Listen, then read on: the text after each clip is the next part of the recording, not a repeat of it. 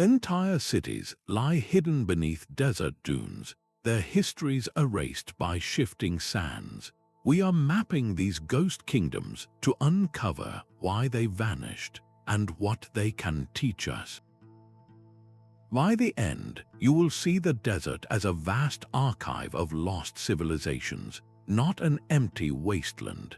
How did bustling trade centers like Ubar simply disappear into the dunes? What forgotten stories are still locked within the sand?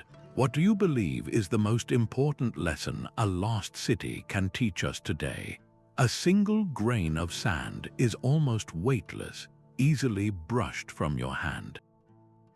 Yet multiply that grain by countless trillions, and you create a force that can redraw the map of the world. These shifting sands are not a static blanket covering the past. They are a living, moving entity, a geological river flowing in slow motion. Driven by relentless wind, sand particles are lifted, carried, and then deposited in a constant cycle of erosion and accumulation. The speed of this great migration depends on a delicate balance. The size and shape of the sand grains, the strength and consistency of the winds, even the faintest hint of moisture in the air, all dictate whether a dune will creep a few meters in a year or race across the landscape.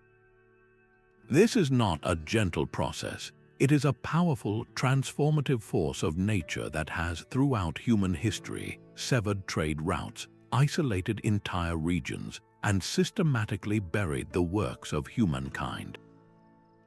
Imagine a thriving settlement, an oasis fed by a reliable spring. Over generations, the advancing dunes slowly, inexorably shift course. They begin to choke the water source grain by grain. The lifeblood of the community is cut off, crops fail, and the people are forced to leave, their homes left vacant for the sand to claim. This relentless movement is the key that unlocks our first understanding of how a bustling city, a center of commerce and culture, could simply be erased from sight, swallowed whole by the desert's slow, patient tide. This legend of a city swallowed whole finds its most famous name in Ubar. For centuries, it was little more than a whisper on the wind, a cautionary tale from the Quran and Bedouin folklore about a people so consumed by greed and arrogance that the very earth opened up to claim them. They called it the Atlantis of the sands, a place of impossible wealth built on the frankincense trade, a city of towering pillars that vanished without a trace. To most of the world, it was a pure myth, a fantasy spun from the heat haze of the Arabian Peninsula's vast and unforgiving empty quarter. But what if the story held a kernel of truth? The quest to find Ubar became an obsession for explorers and archaeologists, a puzzle that seemed unsolvable. How do you find a city that left no visible footprint? The breakthrough came not from a shovel but from the sky. Modern researchers analyzed satellite images and employed ground-penetrating radar, technologies that see what the human eye cannot. In the deserts of Oman, these tools revealed the ghostly outlines of a significant settlement buried deep beneath the dunes. The scans showed the remains of massive fortifications and a grand caravanserai, a roadside inn for traveling merchant caravans. This was not a small outpost. It was a major hub, exactly the kind of center you would expect for the legendary frankincense trade. The evidence suggests a dramatic end. It was not a single cataclysmic event, but a gradual yet relentless process. The very source of Ubar's wealth was its location on vital trade routes. But over time, the overuse of local resources, perhaps the water from the oasis that sustained it, would have weakened the city's environmental defenses. When combined with a shifting climate, the stage was set for disaster. The advancing sands, no longer held back by healthy vegetation, would have begun their slow, smothering conquest, choking the life from the city until it was abandoned and forgotten. Ubar's story is therefore a powerful fusion of myth and reality. The legend speaks of divine punishment for hubris, while the archaeology points to a very human failure to manage a fragile environment. The city was indeed punished for its arrogance, not by a vengeful deity, but by the natural consequences of pushing a desert ecosystem beyond its limits. Its fate is a timeless warning, echoing across the centuries to our own era of environmental change. If a city as powerful and wealthy as Ubar could be erased by the sand, what other legendary kingdoms, now considered mere fables, might still be waiting beneath the dunes, their true stories hidden just out of sight? The fate of a city like Ubar was not sealed by sand alone. That relentless advance was merely the final act in a much older drama, one written in the very climate of the region itself. Picture a once green valley, a lush expanse fed by reliable seasonal rains. Over generations, the climate shifts imperceptibly. The rains become less frequent, the air drier. The vibrant green slowly fades to a brittle, dusty brown. This is desertification in motion, the slow transformation of fertile land into barren desert, and historical climate change has been its most powerful author. Paleoclimatologists, the detectives of ancient weather, drill into ice caps and examine layers of lakebed sediment. These natural archives hold bubbles of ancient air and pollen from long-dead plants, allowing scientists to reconstruct the planet's climatic past with remarkable precision. Their work reveals a sobering pattern. Periods of severe and prolonged aridity often align perfectly with the collapse of great agricultural civilizations. Consider the mighty Akkadian Empire in Mesopotamia. It was a powerhouse of the ancient world until a mega drought gripped the region for more than a century. Farmlands that once fed cities turned to dust, forcing populations to scatter in a desperate search for sustenance. The great cities were left empty, their fate tied directly to a shift in the sky. This environmental pressure alone was catastrophic, but it was often worsened by human hands. When a society is stressed by drought, the temptation to overuse remaining resources becomes overwhelming. Overgrazing by livestock strips the land of its protective grass cover. Trees are cut for fuel and building, removing root systems that hold the soil together. This combination, a changing climate and unsustainable land use, creates a devastating feedback loop. The barren earth reflects more heat, which can further reduce rainfall. Without vegetation to anchor it, the topsoil is swept away by the wind, allowing the desert sands to march forward onto land that was once inhabited. The ghost cities we find were not necessarily victims of a single, sudden catastrophe. Many were slowly suffocated by this dual assault of a drying world and the difficult choices made by the people living in it. Their silent ruins stand as a stark monument to a simple, powerful truth: that the rise and fall of human kingdoms is inextricably linked to the health of the environment they depend upon. The same slow-moving disaster that claimed Ubar also sealed the fate of another legendary crossroads, this time along the ancient Silk Road. Loulan was not just a city, it was a vital heartbeat in the network of trade that connected the empires of China to the markets of Rome. For centuries, its oasis was a sanctuary of shade and water in the heart of the Taklamakan Desert, one of the most forbidding places on earth. Caravans laden with silk, spices, and jewels would gather here, their camels drinking deeply from canals fed by the mighty Tarim River. It was a bustling, multicultural hub where different languages filled the air and diverse cultures met and mingled. This was the kingdom of Khorana, a sophisticated society with its own written language and complex laws. Then, around the 4th century, the city fell silent. Its story, written on wooden slips in a script called Khara-Khoto, was left scattered in the sand, waiting for the desert wind to erase it. How does a place of such vital importance simply cease to exist? The answer was not written on parchment, but in the very landscape that surrounded it. Archaeologists digging at Loulan found the city frozen in a state of eerie preservation. The dry desert air had naturally mummified its inhabitants, their European features and brightly colored woolen clothing perfectly intact after nearly 2,000 years. They uncovered wooden houses, towering stupas, and the skeletal remains of a vast and intricate irrigation system. This network of canals and reservoirs was the city's engineering masterpiece, the very source of its life. Yet it was also the source of its demise. The evidence points to a grim sequence of events. As the climate grew drier, the Thar River, Loulan's only source of water, began to shift its course. This was a natural process, but it was one the city could not survive. Their sophisticated canals were left carrying only dust. The farmlands that fed the population shriveled.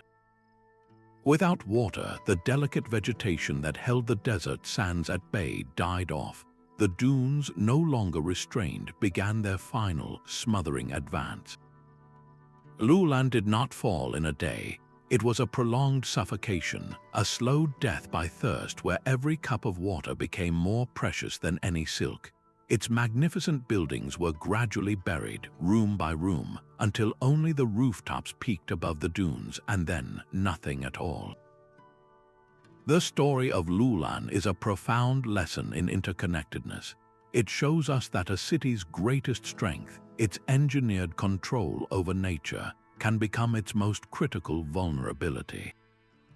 When the environmental balance is lost, when the river changes its mind, even the most prosperous kingdom can be reduced to a ghost in the sand, a silent warning about the fragility of our own foundations. The silent dunes hold their secrets tightly, but we are no longer digging blindly in the dark. Today's archaeologists peer through the sand using tools that feel more like science fiction than traditional science. Instead of shovels, they wield satellites and radar systems that can see deep beneath the surface. One of the most powerful of these technologies is LiDAR, which stands for light detection and ranging. Mounted on an aircraft or a drone, a LiDAR unit fires millions of laser pulses at the desert floor. These pulses pass through sparse vegetation and bounce off the solid ground below. By measuring how long it takes for each pulse to return, a computer can construct an incredibly detailed, three-dimensional map of the terrain, stripping away the sand to reveal the ghostly footprints of ancient walls, roads, and plazas. Another tool, synthetic aperture radar, uses microwave signals that can penetrate dry sand to several meters deep. It detects subtle changes in the ground, revealing the outlines of buried structures as if drawing them with an X-ray. This is how researchers made a stunning discovery in the Sahara, mapping the vast extent of the Garamantes Civilization. Their radar scans showed not just one lost city, but an entire network of settlements connected by sophisticated underground irrigation channels known as Forgaras. These were not primitive outposts, but a complex society that mastered desert living, all hidden from view until technology gave us new eyes. But finding the structures is only half the story. The real power comes from connecting these maps to the bigger picture. Using Geographic Information Systems, or GIS, archaeologists can layer their findings with historical climate data. They can overlay a map of a buried city's canal system with models of ancient river flows and rainfall patterns. This allows them to answer the crucial question of why. They can see how a prolonged drought would have starved those very canals, forcing a population to abandon their homes. This high-tech approach transforms dusty legends into data-driven history. It turns the search for ghost kingdoms from a treasure hunt into a precise science, allowing us to read stories in the sand that have been waiting thousands of years to be told.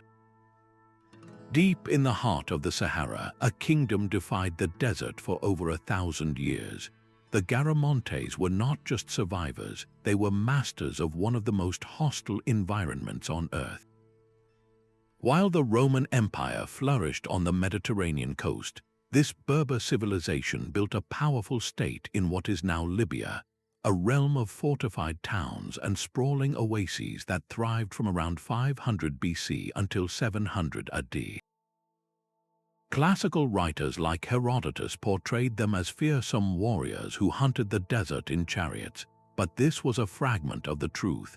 The full scale of their achievement lay hidden beneath the sand for centuries, a secret only fully revealed from the air.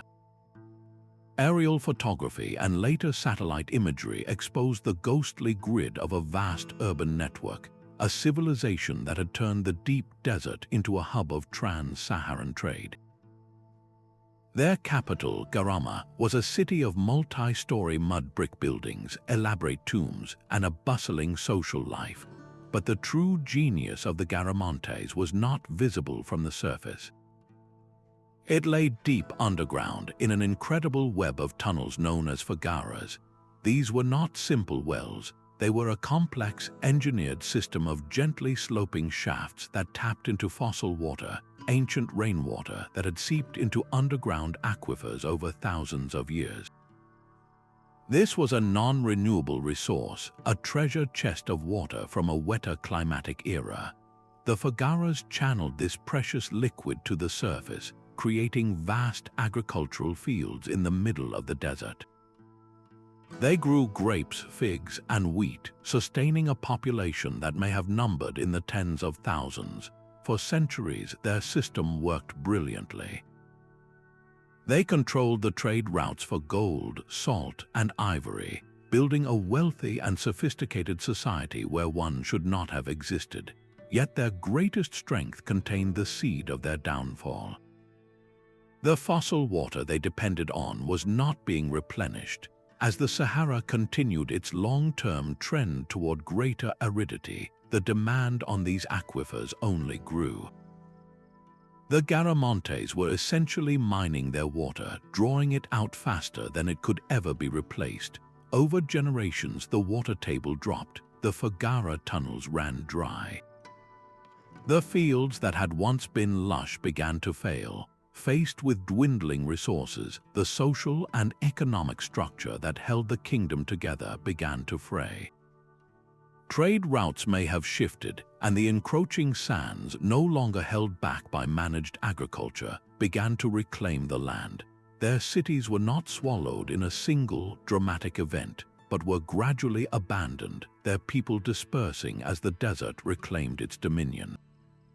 The story of the Garamantes is a profound lesson in the limits of human ingenuity. They engineered a miracle in the sand, but they were living on borrowed time, drawing from a bank account that could never be refilled.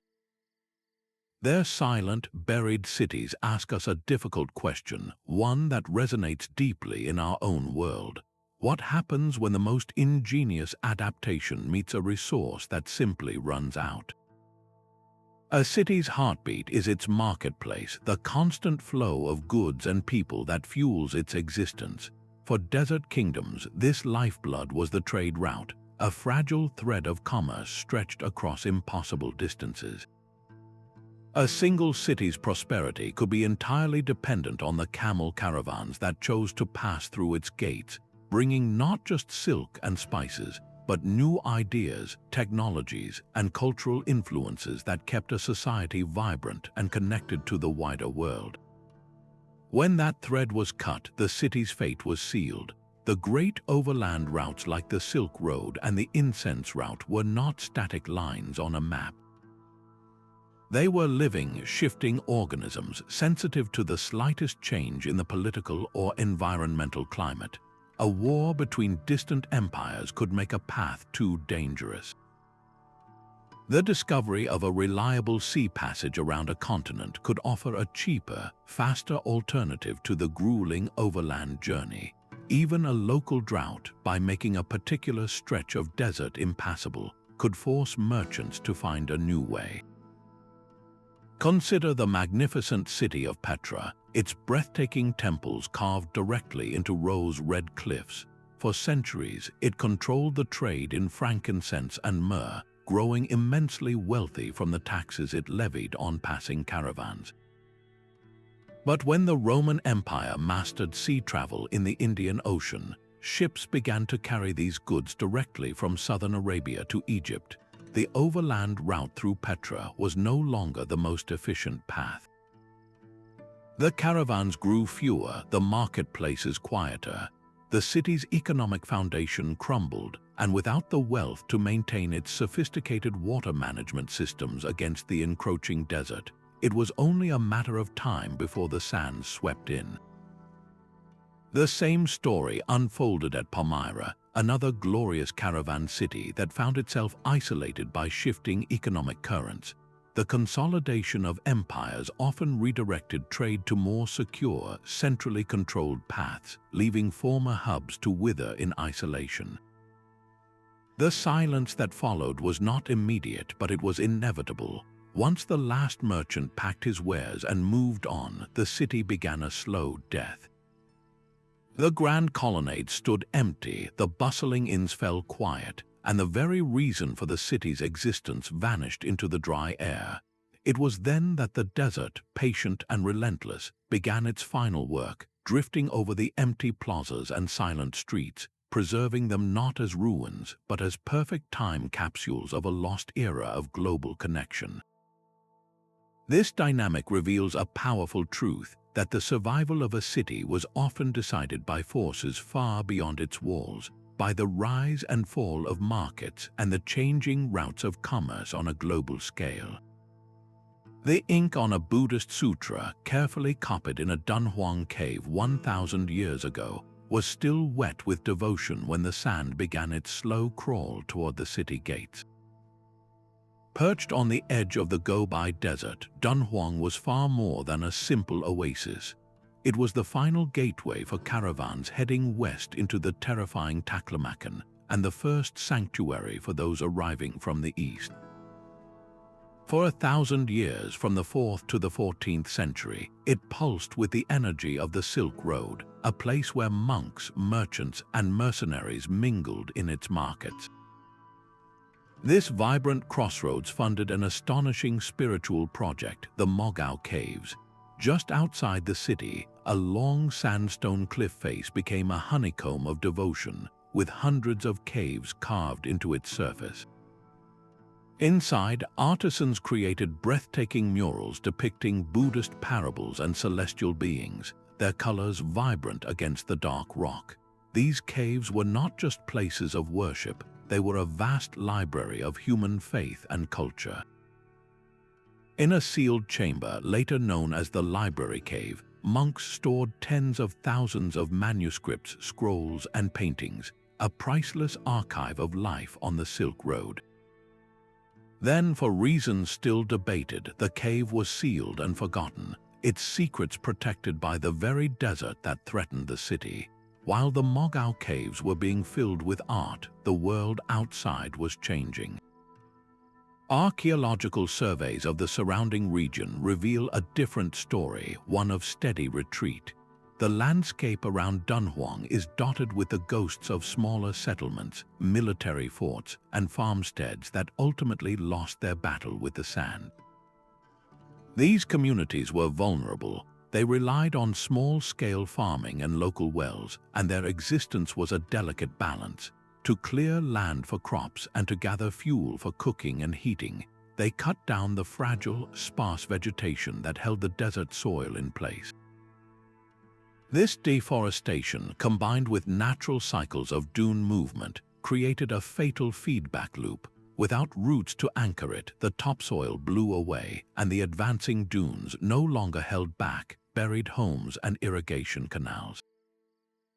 One by one, these outposts were abandoned, their populations likely consolidating into the larger, more defensible Dunhuang. The city itself survived through relentless human effort. Its inhabitants maintained complex irrigation systems, constantly dredging canals that brought water from the distant snowmelt of the Kilian Mountains. They adapted their building techniques and fought a daily, grinding war against the encroaching dunes. Dunhuang's enduring legacy, therefore, is a tale of two fates. The survival of the Mogao caves with their sealed library preserves the brilliant culture that flourished here, yet the buried towns surrounding it are a silent testament to the countless communities that were not so fortunate, swallowed because they lacked the resources or the collective will to hold back the tide. This contrast forces us to ask, how long can even the most determined human effort hold out against a force as patient and powerful as a moving desert? The stories of these vanished cities did not disappear with them. They lingered on the lips of storytellers and in the margins of ancient maps, a blend of memory and myth waiting to be decoded. To find a ghost city, you must first become a detective of old tales, sifting through the grand claims of geographers and the moral lessons of folklore for a single grain of truth. An Arab chronicler might describe a city of brass with towers that scrape the sky, a clear allegory for arrogance. Yet within that fanciful description, he might also accurately note its location at a crossroads of two major trade routes, or that it was famous for its sweet well water. These are the priceless clues. For centuries in Europe, Timbuktu was a byword for a place of impossible remoteness and fabled gold, a fantasy land.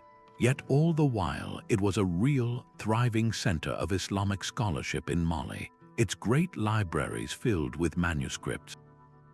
It did face the very real threat of desert sands, its grandeur fading, but its existence was the proof that even the most outlandish legends could be anchored in a real, physical place. The same method applies to the Persian Book of Kings, the Shahnameh. Its epic poems speak of heroic battles and cities lost to the wilderness. For a long time, these were read as pure literature. But when archaeologists began excavating in the deserts of Central Asia, they found the ruins of fortified settlements whose decline aligned perfectly with the historical periods described in the poems. The legend provided the narrative and the spade provided the proof. This is the delicate art of the historian, to separate the symbolic from the topographic. By cross-referencing these ancient stories with satellite imagery and soil samples, a blurred picture slowly sharpens into focus. A river that myth says dried up is confirmed by geological cores showing a vanished waterway. A city's wealth, described as legendary, is corroborated by the discovery of minting facilities and foreign trade goods in its ruins. This interdisciplinary dialogue turns campfire stories into cartographic coordinates, revealing that human memory, even when wrapped in the robes of fantasy, is one of the most durable artifacts a lost civilization can leave behind.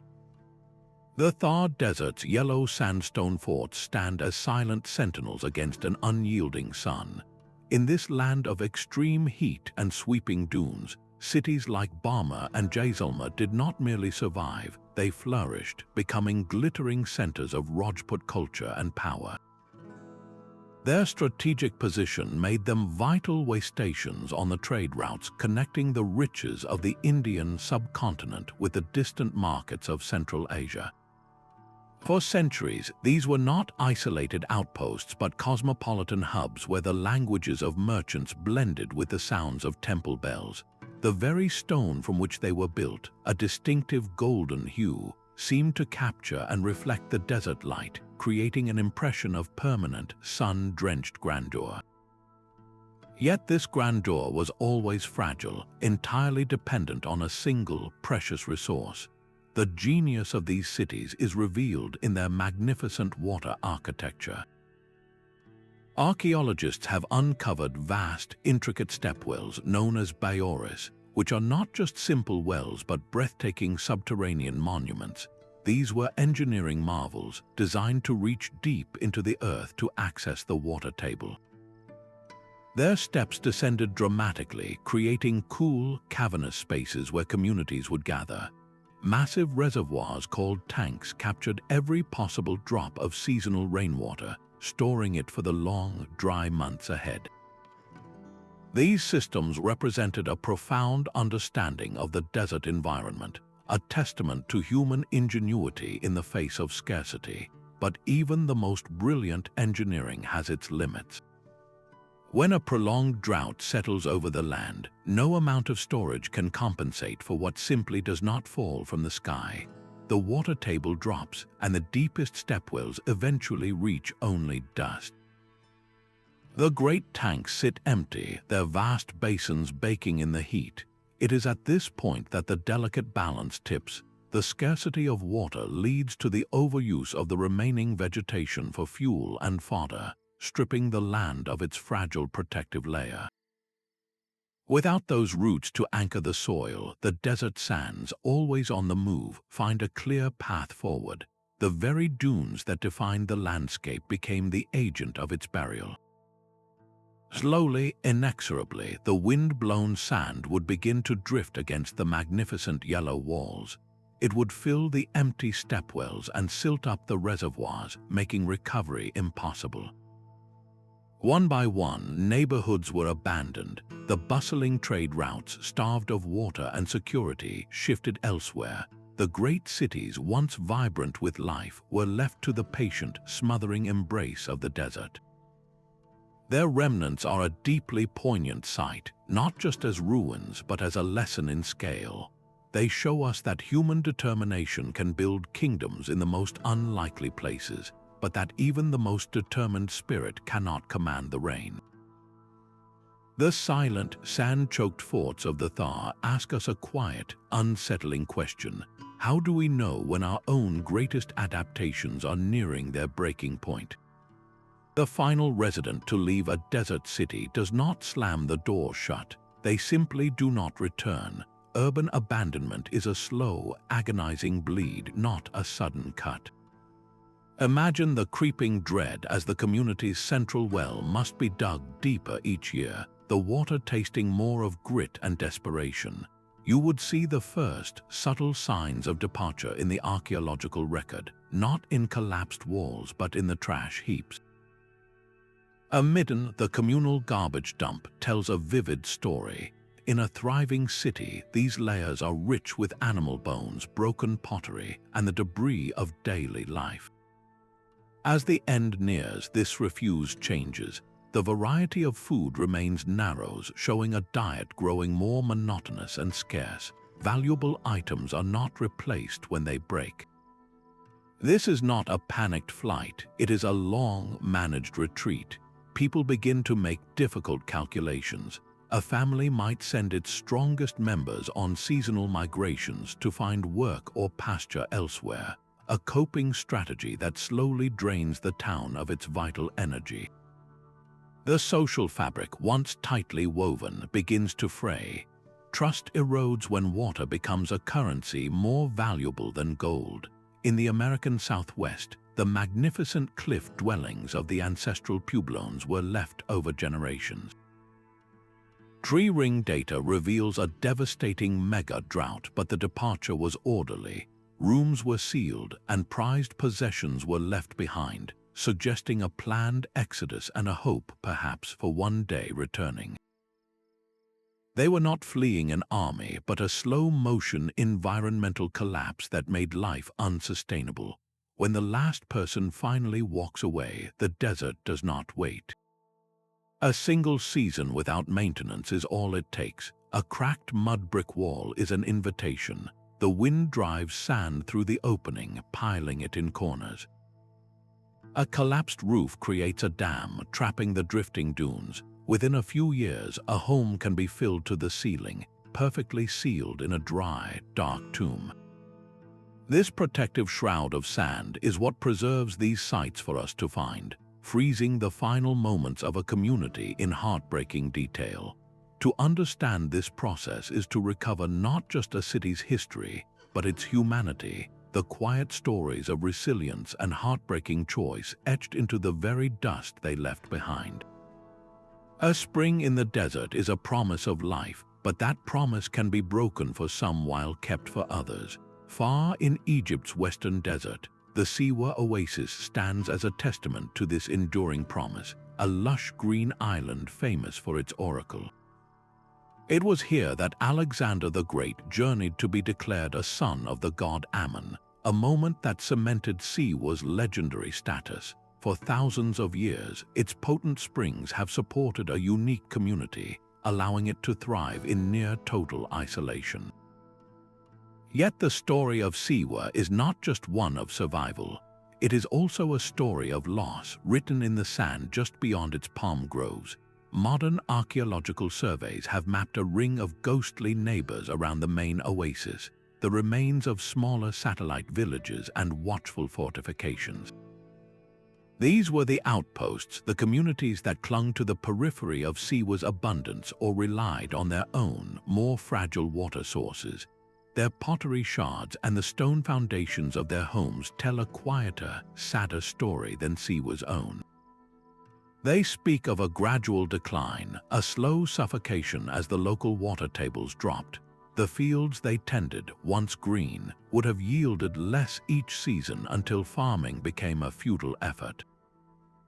Without the deep, reliable springs of the main oasis, these communities were exquisitely vulnerable. A single period of prolonged drought or a shift in the underground aquifer that they could not control would have been enough to seal their fate. Their isolation, once a defense, became a death sentence. When the last families finally left, there was no one to remember their names or the locations of their homes. The desert winds quickly erased all traces, burying them so completely that only modern technology could whisper of their existence. The stark contrast is profound. Siewa itself survived because of its unique hydrogeology, a microclimate of abundance in a sea of aridity. Its smaller neighbors perished not from a single cataclysm, but from a slow, relentless draining of life. This pattern forces us to look beyond the grand city and consider the fragile web of smaller settlements that supported it. How many other thriving centers were once surrounded by such a constellation of dependent towns, all now vanished, leaving the survivor to stand alone as a monument to both resilience and loss? A single trench cut through a dune is more than just a hole in the ground. It is a timeline written in soil and sand, a geological archive waiting to be read. To a geoarchaeologist, these layers, or strata, are the pages of a history book, each one holding a story of environmental shifts and human struggle. By carefully studying a vertical soil profile, scientists can reconstruct the precise sequence of events that led to a city's burial. The most telling clue is a thick, uniform layer of wind-blown sand deposited directly on top of the remains of a settlement. This distinct stratum acts as a full stop in the historical narrative, marking the period of intense aridity and powerful dune movement that began after the people had already left. But the story does not end there. Trapped within these layers are even smaller, more eloquent witnesses. Scientists analyze microscopic plant remains, such as pollen grains and durable silica fragments called phytoliths, which are shed by plants as they grow. A layer rich in pollen from domesticated crops like wheat or barley tells of thriving agriculture. Then, a shift to pollen from hardy desert scrub plants reveals the landscape drying out, the farms failing, and the sands beginning their final advance. This method transforms a handful of desert soil into a detailed report on the rise and fall of a local ecosystem. Consider the search for Tartessos, a wealthy, mysterious civilization in southern Spain that vanished around 2,500 years ago. Geological surveys of the Dunhuang region, using ground-penetrating radar and core samples, have not found a city yet, but they have uncovered something equally vital: the ghost of an ancient river. The data reveals a network of old channels that once flowed through the area, suggesting the Tartessians lived on a vast, fertile delta. The geological evidence points to a catastrophic shift, perhaps a series of massive storms or floods that caused these rivers to silt up or change course entirely. This would have transformed their productive farmland into stagnant wetlands, and eventually into the dry, sandy landscape we see today. By correlating this geological timeline of river shift and dune formation with the few Tartessian artifacts found in the area, researchers can build a compelling case for how a sophisticated culture could be so completely erased.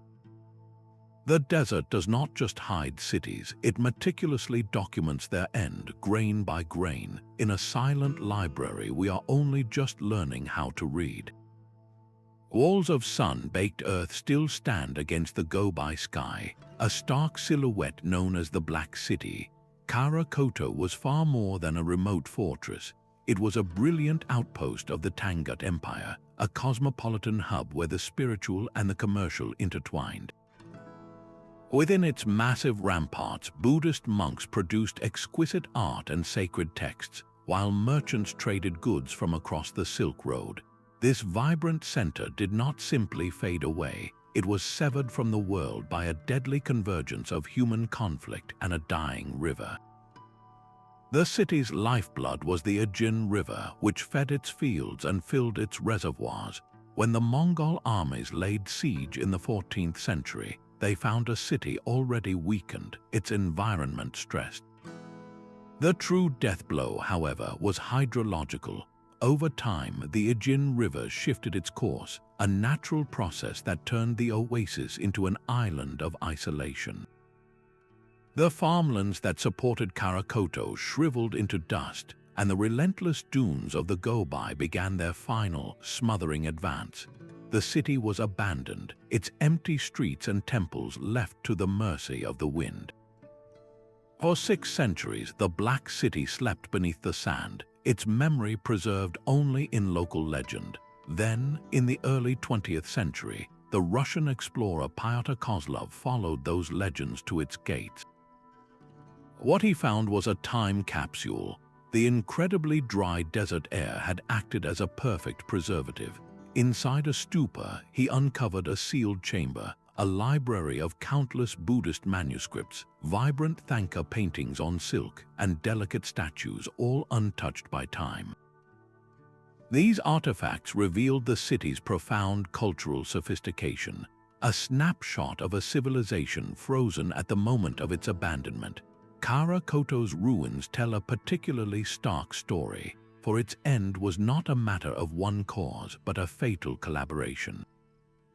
The Mongol siege was the acute crisis, but the shifting river and the advancing desert were the chronic illness that made recovery impossible. It is a powerful reminder that human violence and environmental change are often not separate tragedies, but intertwined forces that can erase a kingdom from the earth, leaving only its ghostly outline for the desert winds to mourn. The true soul of a city is not found in its crumbling walls, but in the small, beautiful things its people left behind. A painted pottery shard, a fragment of a woven textile, a single bead from a necklace, these humble objects speak with a clarity that stones cannot. They are the direct voice of a vanished people, telling us not just how they survived, but how they lived, what they worshipped, and what they considered beautiful. The desert, in its strange mercy, acts as a perfect conservator. The same dry, sterile air that starved these cities of life also starved bacteria and moisture, the very agents of decay. This is why, from the sands of Khara-Khoto, we can recover Buddhist texts on paper still supple enough to be read, and from the graves of the Garamantes, we find textiles with their original dyes still vibrant after 2,000 years.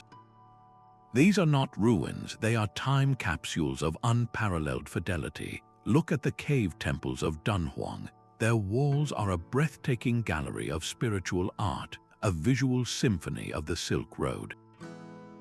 Here, a Buddhist celestial being might be painted with the graceful lines of a Chinese scroll, yet its flowing scarves and jewel tones show a clear Persian influence, while its facial features hint at Indian origins. This was not mere imitation, it was a creative fusion, a testament to a world that was interconnected long before our own global age.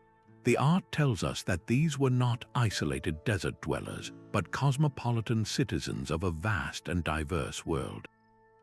Similarly, the pottery of the Garamantes, with its distinctive shapes and glazes, did not emerge from a vacuum. Fragments of Roman glass and Egyptian faience found in their ruins map a web of trade that stretched across the Sahara, connecting them to the Mediterranean world. The style of a piece of jewelry can reveal trade routes, the subject of a mural can reveal religious beliefs, and the wear on a child's toy can reveal the universal sounds of play.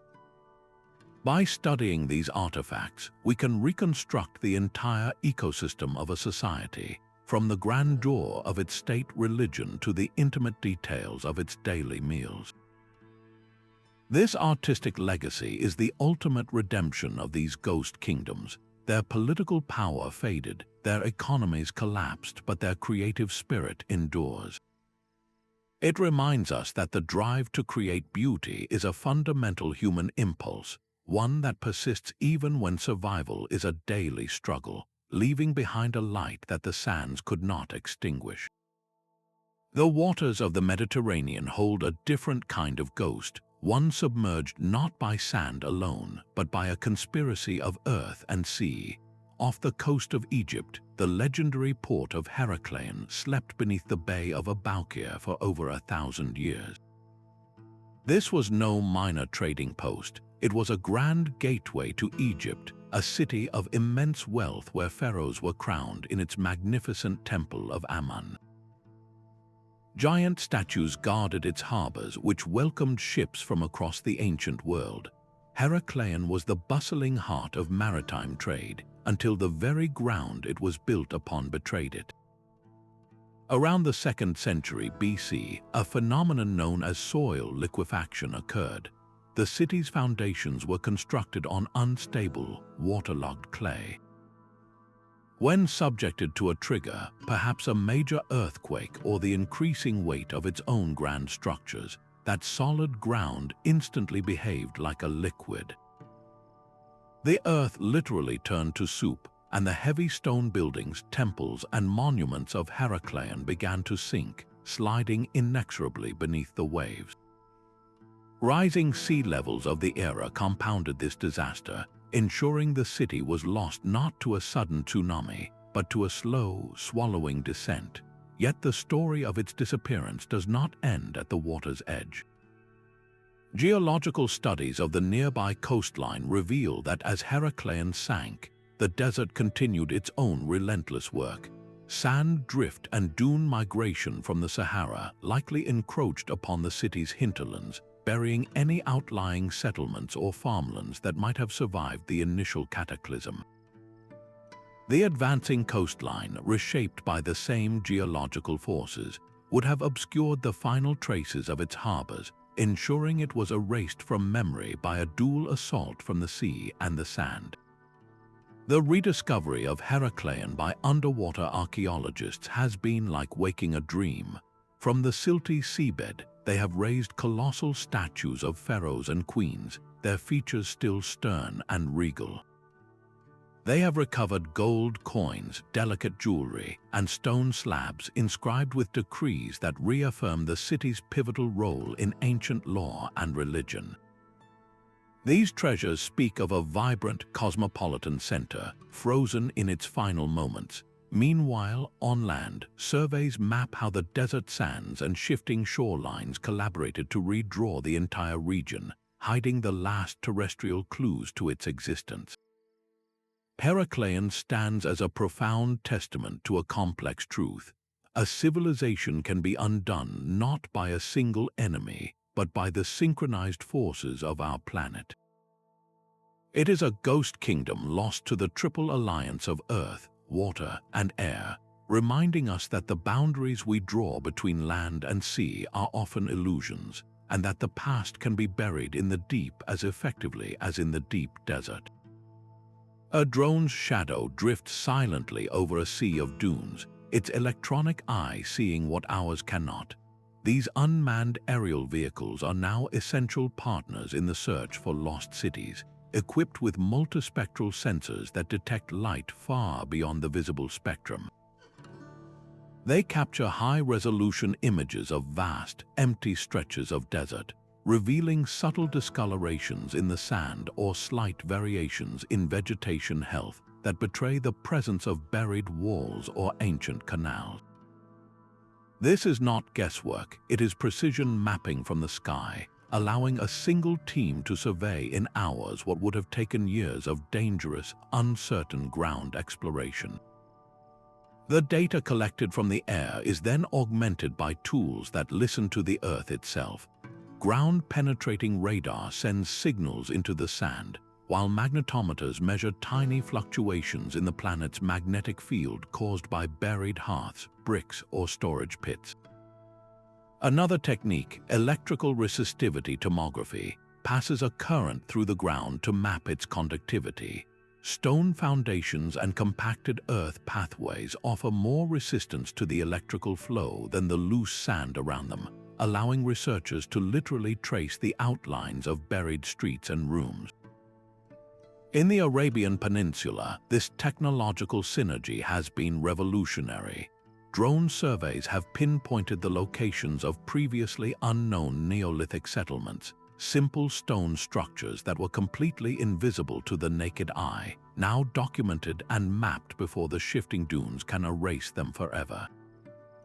Yet the sheer volume of data generated by these tools is staggering, creating a new problem of abundance. This is where artificial intelligence enters the story. Machine learning algorithms are now being trained to analyze millions of data points, learning to recognize the unique signatures of human activity. The AI combs through endless drone imagery and geophysical scans, automatically flagging a curious rectangular anomaly or a pattern of magnetic disturbances that a human researcher might miss. It accelerates the entire process of discovery, transforming a needle in a haystack search into a targeted investigation. This is how we are now reading the desert, not with a single tool, but with an entire orchestra of technologies working in concert. Our vision now extends deep beneath the surface, allowing us to map the ghost kingdoms with a clarity that would have been pure magic to the explorers of the past. The salty air of the Arabian Sea has long preserved the memory of a legendary port. Aden, cradled within a volcanic crater on Yemen's coast, has been a crossroads for millennia, its deep harbor welcoming ships from Africa, India, and beyond. Its story is one of remarkable continuity, a thread of human hibernation unbroken by the shifting sands that consumed so many others. Yet to understand its survival is to look inland to the vast, sun-scorched deserts at its back, where a very different history was written. The towering mud-brick skyscrapers of Shibam, often called the Manhattan of the desert, rise dramatically from the floor of the Wadi Hadramaut. These ancient high-rises, some over 500 years old, are a testament to human ingenuity in the face of a relentless environment. Their vertical design was a defense not just against raiders, but against the desert itself, preserving precious flatland for agriculture within the Wadi. Cities like Shibam and the scholarly center of Tarim have endured through an elaborate and carefully maintained system of water management, capturing seasonal floodwaters to sustain their fields and famous date palm groves. But they are the exceptions, the lucky survivors in a landscape littered with ghosts. Archaeological surveys reveal that these celebrated cities were often the second or even third act in a long drama of settlement. Beneath the surrounding dunes lie the remains of their predecessors, older towns and villages that thrived in the same valley but ultimately failed. The evidence points to a cycle driven by a fickle climate. For centuries, the region benefited from reliable monsoon rains that filled the wadis and replenished the aquifers. Then the patterns would shift, the rains would fail, and the great channels that directed water to the fields would slowly silt up with wind-blown sand. Without a consistent water supply, the delicate agricultural base would collapse. The populations of these smaller, more vulnerable settlements had no choice but to abandon their homes, consolidating into larger, more defensible centers like Shibam that had the resources and labor to constantly dredge their canals and maintain their dams. This slow, grinding desertification of the interior created a stark divide. The coast, with its reliable maritime trade and access to water, remained a constant beacon of life. Inland, the old kingdoms vanished, their mud-brick walls melting back into the earth from which they were formed. The enduring lesson of Aden and its lost hinterlands is not about a single cataclysm, but about a slow, strategic retreat. It illustrates a brutal process of natural selection for cities, where the ultimate advantage was not always wealth or power, but simply a reliable drop of water and the relentless will to defend it. The same desert that hides real cities also fuels our deepest metaphors. Percy Bysshe Shelley's sonnet Ozymandias remains the ultimate expression of this idea, where a lone, shattered statue in an endless wasteland speaks not of a king's glory, but of his utter oblivion. The poem's famous inscription, "Look on my works, ye mighty, and despair," is transformed from a boast into a hollow joke told by the whispering sand. This is not just a scene of decay, it is a profound commentary on the fragility of power. The desert becomes the great leveler, indifferent to the empires we build and the monuments we carve in our own honor. This literary tradition extends far beyond romantic poetry. Frank Herbert's epic science fiction novel Dune is built upon a planet of deserts, where the buried ecological testing stations of the past, known as botanical testing stations, are silent reminders of failed attempts to tame the environment. They are the Ozymandias of a future age, their purpose forgotten, their technology reclaimed by the sand. These stories use the physical burial of a city to represent the erosion of memory itself. The sand does not just cover stone, it slowly grinds away the very meaning of what was built there. This symbolism even weaves its way into modern adventure. The fictional resting place of the Ark of the Covenant in Raiders of the Lost Ark, the map room and the vast repository hidden in the desert, was directly inspired by the very real lost city of Tanis in Egypt. The filmmakers tapped into a powerful archetype, the idea that the desert is a secret keeper, guarding ultimate power and ancient truths beneath its shifting surface. When we engage with these stories, we are doing more than just enjoying a tale. We are participating in a long human conversation about hubris and time. The ghost kingdoms of archaeology provide the physical evidence for literature's most enduring warnings. They connect the fallen statue of Ozymandias to the crumbled walls of Ubar, binding poetic imagination to historical reality. This literary lens asks us a haunting question. If our own civilization were to vanish, what story would the sand tell about us? Would we be a cautionary tale of overreach, or a forgotten mystery waiting for a future generation to uncover? South of the Sahara, another great desert holds its own forgotten chapters. The Kalahari's vast red sands stretch across southern Africa, a landscape of stark beauty and hidden history. Here, the wind sculpts dynamic dune systems that are constantly on the move, not burying cities under immense depth, but slowly and systematically obscuring them. The evidence of sophisticated kingdoms is not lost to a single cataclysm, but erased by a persistent, patient veil of sand and aridity. This environment presents a unique challenge, preserving secrets not in a single, sealed tomb, but scattering them across a sun-baked canvas that is constantly being redrawn. The most famous of these lost centers is the Mapungubwe Kingdom, a powerhouse that flourished between the 11th and 14th centuries on a steep sandstone hill. This was a society of remarkable wealth and social structure, a precursor to the great stone city of Zimbabwe. Its rulers engaged in a vast trade network, sending gold and ivory east to the Swahili coast and receiving porcelain and glass beads in return from as far away as China. The discovery of a delicate golden rhinoceros, fashioned from wood and covered in thin gold foil, speaks of a royal court with immense spiritual and economic power. This was not an isolated village, but a capital that commanded a realm. Yet by the 14th century, the site was abandoned. The kingdom's decline appears to be a story of environmental and economic pressure. A shifting climate may have prolonged droughts, making agriculture on the surrounding plains increasingly difficult. At the same time, the global trade routes that were its lifeblood began to shift, moving north and favoring other centers.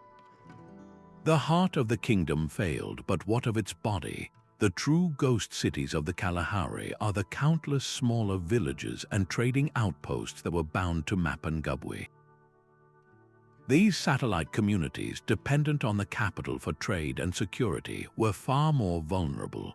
When the center could no longer hold, these smaller settlements were left exposed.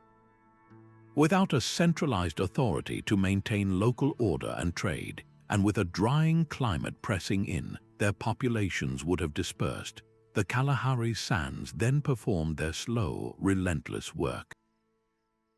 Wind-blown sediment would have filled in ditches, drifted against clay and stone walls, and buried the everyday debris of life. Within a few generations, a settlement could be rendered virtually invisible, its location remembered only in the faintest of oral traditions. Finding these sites is a monumental task. The sheer scale of the Kalahari makes ground surveys a needle in a haystack search. The breakthrough, as in so many other deserts, has come from the sky. Satellite imagery and aerial surveys are now scanning the vast expanse, looking for the subtle, geometric patterns that betray human activity. A faint circular discoloration in the soil might reveal the outline of a long-collapsed grain storage pit. An unusual alignment of vegetation could trace the path of a forgotten water channel. Each potential site is a clue, a piece of a puzzle that is slowly reconstructing the map of a lost world. The story of the Kalahari's ghost cities is a crucial part of a global narrative. It reminds us that desertification and the loss of urban centers are not confined to the classic deserts of Arabia or Central Asia. This process has unfolded on every continent, claiming kingdoms and cultures in its own unique way, leaving behind golden rhinos and red sand to tell a tale of a flourishing world that once was. A golden rhinoceros is more than a treasure, it is a responsibility. The thrill of uncovering a lost city carries with it a profound ethical weight, a duty to protect the fragile past we are so desperate to understand. Archaeological excavation, particularly in the hyper-arid deserts where preservation is near perfect, is a destructive science. The moment we break the seal of sand that has protected a site for centuries, we begin a new clock, one of erosion and exposure. A mud brick wall, perfectly intact for 1,000 years, can crumble in a single season of wind and rain once its protective blanket is removed. This is why the modern archaeologist's first tool is often not a trowel, but a magnetometer or a drone. Non-invasive remote sensing allows us to map entire cities without moving a single grain of sand, preserving the site for future generations who will have even better technologies to learn from it. But the physical preservation of a site is only one part of a much larger obligation. The true ethical core of this work lies in its connection to people. These ghost kingdoms are not empty sets, they are the ancestral homes of living cultures. A burial ground is not merely a data set for skeletal analysis, it is a sacred resting place. A ceremonial object is not just an artifact for a museum display case, it is a vessel of spiritual significance. International guidelines, like those from UNESCO, now firmly emphasize that local and descendant communities must be partners in the research process, not merely subjects of it. In the American Southwest, for example, excavations of ancestral Puebloan sites are now guided by the wisdom and oral histories of modern tribal nations. This collaboration ensures that cultural heritage is interpreted with respect and protected according to the values of the people to whom it matters most. Furthermore, the very narrative that archaeology creates can have powerful political and social repercussions. A discovery can be used to support land claims or challenge national histories, making it essential that the work is conducted with transparency and sensitivity. The goal is no longer simply to fill museums, but to weave a more complete and equitable human story. This ethical framework transforms the pursuit of ghost kingdoms from a colonial treasure hunt into an act of stewardship. It asks us to balance our hunger for knowledge with a deep respect for the silent cities and the voices, both past and present, that give them meaning. How we choose to uncover the past ultimately defines the legacy we leave for the future. The silence of the Rub al-Khali is absolute, a vast sea of sand stretching across 250,000 square miles. This is the empty quarter, the largest continuous sand desert on Earth, a place so extreme it has guarded its secrets for millennia. Within this formidable landscape, legends whisper of magnificent cities, most famously Aram of the Pillars, a place of such arrogance that it was said to have been erased from the earth by a sandstorm sent from God. These stories, passed down through generations of Bedouin storytellers and recorded in early Islamic texts, speak of a prosperous people punished for their sins, their wealth and power buried forever beneath the dunes.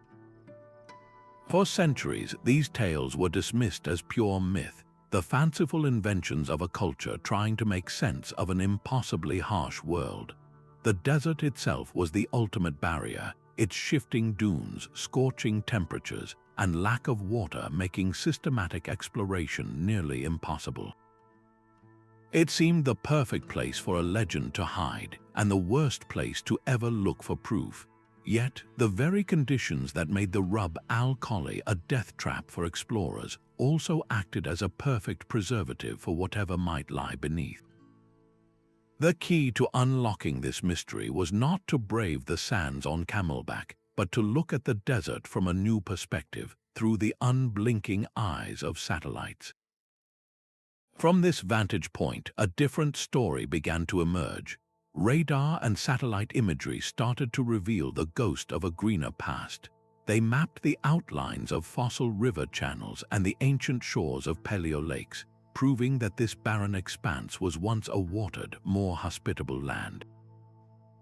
These weren't just oases, but signs of an entire network of waterways that could have supported life, suggesting that the legends of prosperous cities might be rooted in a distant climatic truth.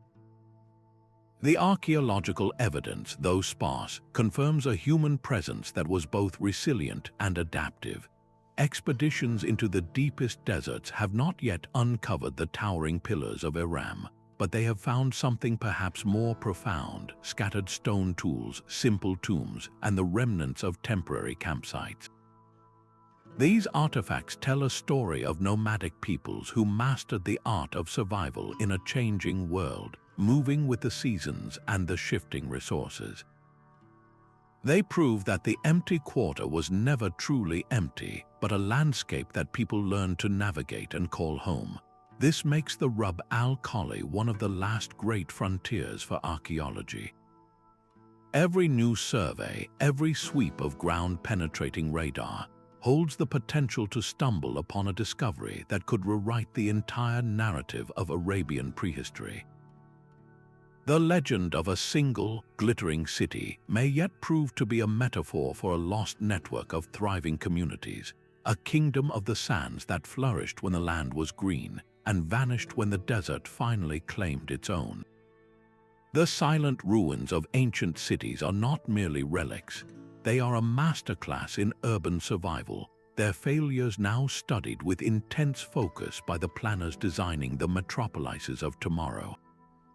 As modern cities in arid regions face the escalating threats of desertification and climate change, the cautionary tales of Ubar and the Garamantes have become essential reading. The primary lesson is a stark one: avoid an over-reliance on non-renewable resources. The Garamantian Forgaras were an engineering marvel, but they were ultimately mining fossil water, a treasure that could never be replenished. Today, this translates into a critical shift in policy. Planners are now prioritizing wastewater recycling on a massive scale, treating and reusing every possible drop. They are also mandating the capture of seasonal rainwater, moving away from the old model of simply pumping deeper into diminishing aquifers. Another key strategy is the creation of green belts, vast areas of drought-resistant native vegetation planted around urban perimeters. These living barriers do more than provide recreation. They anchor the soil, reduce dust storms, and create microclimates that can slightly increase local humidity, a direct defense against the creeping desert. We can even see a direct lineage from ancient ingenuity to modern application. The Nabateans of Petra, for instance, did not try to fight their desert environment, they mastered it. They carved intricate channels and cisterns directly into the rose-red cliffs, capturing every millimeter of sporadic rainfall to support a population of thousands. Contemporary architects are now revisiting these very principles, designing buildings with rooftop collection systems and paved plazas that channel runoff into underground storage, mimicking the ancient Nabatean model on a city-wide scale. The same satellite and radar technologies that map buried cities are also deployed to watch over modern urban expansion. These tools monitor dune migration paths, track the health of vegetation, and assess the impact of new construction on fragile surrounding ecosystems, providing data to steer development away from the most vulnerable zones. This proactive approach transforms historical tragedy into a powerful blueprint. It asks a fundamental question of our own time: will our cities be remembered as the next chapter in the story of human adaptation, or will they become future ghost kingdoms, their own lessons buried for someone else to unearth? Diamonds lured fortune seekers to the Namib, creating towns that blazed with ambition before being extinguished by the very landscape that enriched them. Kolmanskap was one such place, a bustling German colonial settlement that sprang from the sand in the early 1900s. Its residents enjoyed a startling luxury in the heart of the desert, with a casino, a bowling alley, and an ice factory. They lived in elegant houses designed in a European style, a deliberate attempt to impose order on the wild, arid environment. Yet this prosperity was entirely dependent on the diamonds scattered by ancient rivers across the desert floor. When the easily accessible gems were gathered and richer finds were discovered further south, the town's economic reason to exist vanished almost overnight. The people left, and the desert wasted no time in reclaiming its territory. The wind drove sand through broken windows and crumbling doorways, filling rooms to the ceilings, creating a surreal and silent spectacle where grand ballrooms now host only sculpted dunes. This is a ghost town from our own industrial era, a stark reminder that human settlements, no matter how modern, are not immune to the desert's patient reclamation. Yet the story of human presence in the Namib is infinitely older. For thousands of years, the indigenous San people mastered this harsh terrain. They left behind a different kind of evidence, not grand buildings, but subtle traces of a nomadic life. Archaeologists find their story in shell middens, the accumulated remains of meals eaten along the coast, and in scattered stone tools crafted for hunting and gathering. These sites reveal a profound adaptation to the desert's rhythms. The sand did not fight the Namib, they understood its secrets, relying on the life-giving coastal fog, known as the malmok, for moisture and tracking game across the vast dune seas. But even their ancient campsites were not permanent. The same relentless sand movement that buried Kolmanskap has also slowly, over centuries, obscured these prehistoric sites, blurring the footprints of the desert's first people. This duality makes the Namib a unique archive. It holds the recent ruins of our own industrial overreach and the far older, more fragile remnants of a sustainable way of life, both ultimately yielding to the same elemental force. Whether a settlement lasts for a decade or a millennium, the desert's message remains consistent. Human presence here is always a negotiation, a temporary mark soon smoothed over by the endless, shifting sand. The next decade promises to rewrite our maps of the ancient world. We are on the cusp of a new era of discovery, driven by technologies that sound like science fiction but are rapidly becoming standard tools. Imagine quantum sensors so sensitive they can detect the minute gravitational pull of a buried wall, mapping entire city layouts from the air by sensing the faintest voids in the earth below. Or consider sediment DNA analysis, a technique that allows us to extract genetic traces of plants, animals, and even humans from a single scoop of sand, revealing the invisible footprint of a settlement long after its last stone has crumbled. These methods will let us find cities that left no ruins at all, only the biological echoes of the lives that were lived there. This technological leap is being matched by a new spirit of global cooperation. As political stability increases in regions like the Sahel and Central Asia, vast areas that were once off-limits are opening for extensive fieldwork. Archaeologists are now poised to physically visit sites that, until now, were only names in a crumbling manuscript or a line in an epic poem. The search is also becoming a truly collective effort. Online citizen science platforms are enabling millions of people around the world to scan satellite imagery from their home computers, turning the global public into a massive research team. A schoolteacher in one country might be the one to spot the faint, geometric outline of a fortress in the Gobi Desert, a discovery that would have taken a lone expert years to find. Even climate change, a profound threat, is paradoxically opening new windows into the past. As desert storms intensify and dunes shift at an accelerated pace, they are occasionally peeling back the sand to reveal the tops of walls or the edges of foundations that have been hidden for millennia.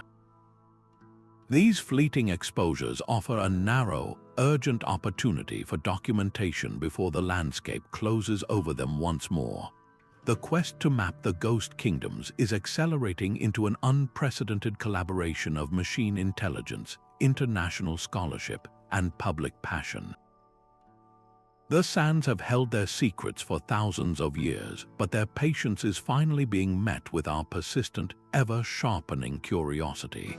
What legendary city, now considered pure myth, will be the next to emerge from the shadows?